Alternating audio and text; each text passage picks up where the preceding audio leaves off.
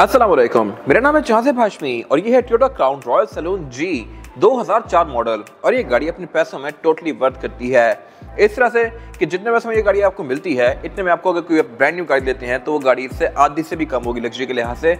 और ये जो पाकिस्तान में नई गाड़ियाँ ऑफर हो रही हैं इसकी लग्जरी को उनमें से शायद कोई गाड़ी पहुंचती हो। क्राउन अपने टाइम की टोयोटा की एक top of the line sedan ही होती है। This car is no different. 2004 में टोयोटा में इससे ऊपर कुछ नहीं आता था। ये गाड़ी इवन आज भी फीचर्स के लिहाज से अच्छी खासी लोडेड है, इस तरह से कि इसमें सीट्स इलेक्ट्रॉनिक एडजस्टेबल है, इस पर नंबर सपोर्ट है, स्टीयरिंग में मेरी फंक्शन आता है और इसके अलावा इंजन इसमें V6 है। और भी इस गाड़ी में बहुत सारी चीजें वर्थ इट है जो मैं कवर करूंगा। फिलहाल अगर बात की जाए इसकी प्राइस की तो इसकी आस्किंग 56 लाख रुपए है। ये साइकिल मोटरस्पोर्ट के पास अवेलेबल है और अगर आपने इसके बारे में कोई इन्फॉर्मेशन लेनी है तो आप दिए गए नंबर पर कॉल कर सकते हैं या फिर आप साइकिल मोटरस्पोर्ट को विजिट कर सकते हैं जो कि रावलपिंडी में DH2 के गेट 1 के ऑपोजिट लोकेटेड है। हमारी एक और ब्रांच भी है रावलपिंडी में मरी रोड पे। खैर overall it's a good full size sedan and today I am going to review it.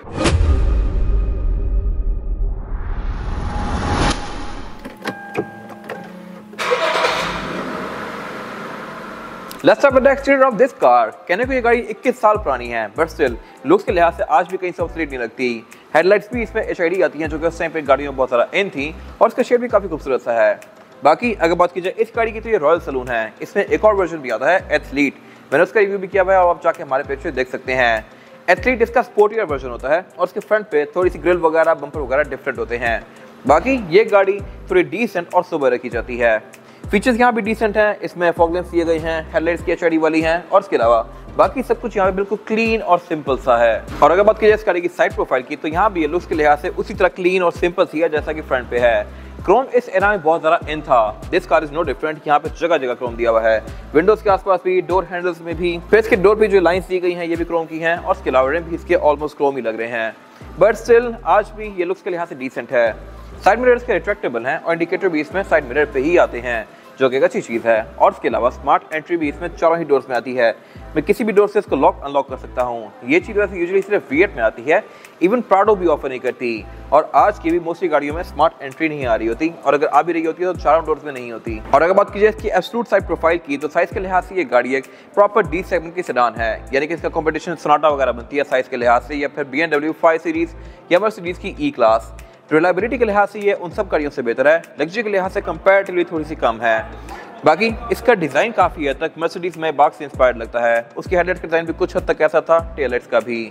फिर इसके अलावा ये गाड़ी क्योंकि लग्जरियस वर्जन है तो क्रोम यहाँ पे काफ़ी दिया गया है।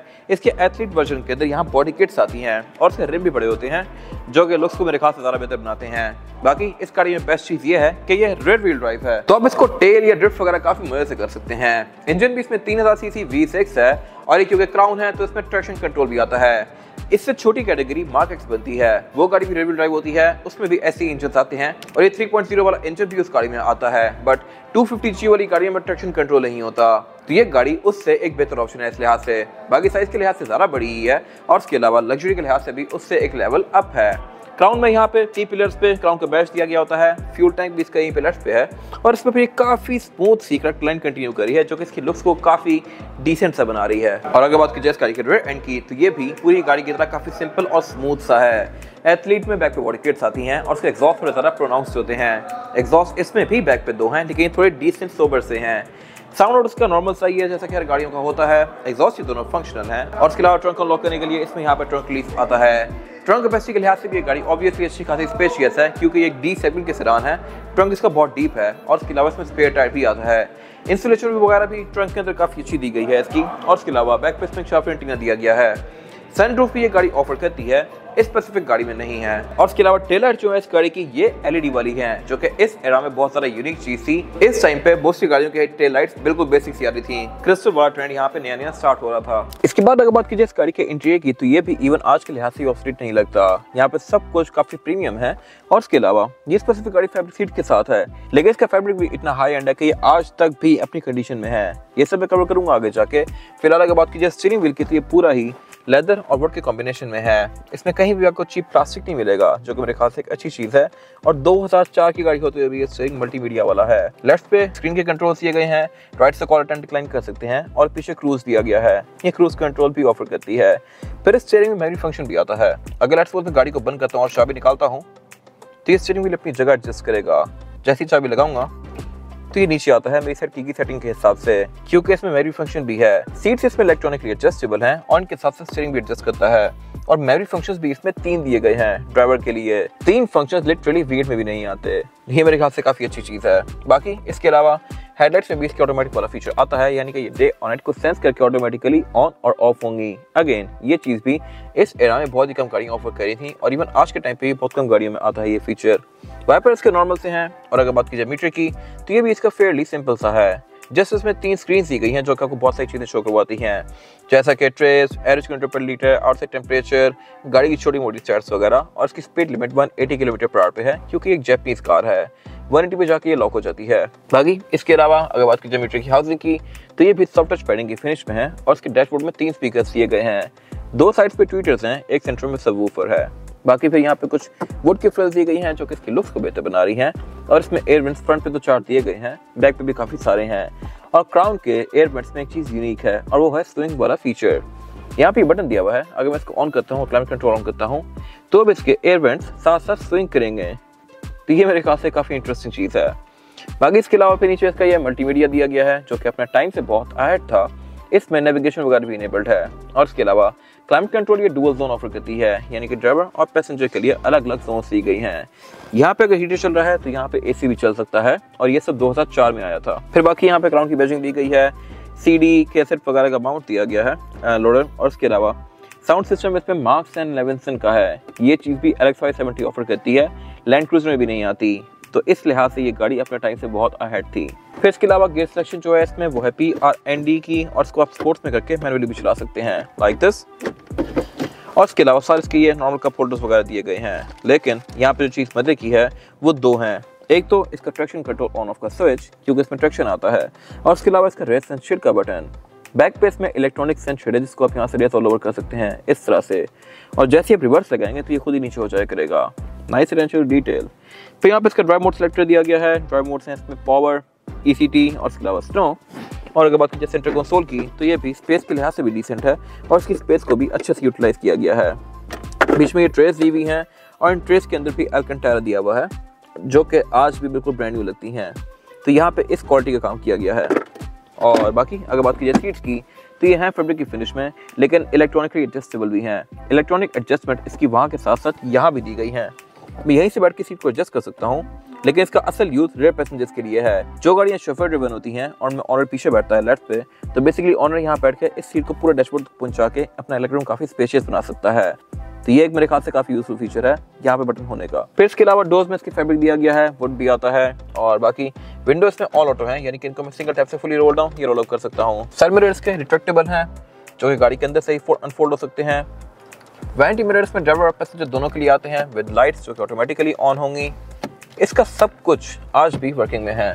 और इसके अलावा सेंटर पे ये सनग्लास होल्डर वगैरह दिए गए हैं बेसिक।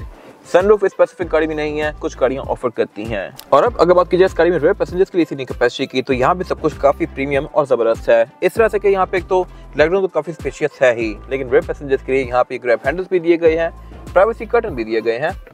रेयर सेंसर इसमें इलेक्ट्रॉनिक है जो कि आप आगे से रेस ऑल ओवर कर सकते हैं। और इसके अलावा बैक पेस में फिर ये सेंटर कंसोल दिया गया है। ये कोई आम सेंटर कंसोल नहीं है, इसको अगर आप निकालेंगे तो यहाँ पे प्रॉपर क्लाइमेट कंट्रोल की जोन दी गई है। यहाँ से बैठ के इसके एसी वगैरह एडजस्ट कर सकता हूँ और इसमें एसी वेंट्स भी काफी सारे हैं।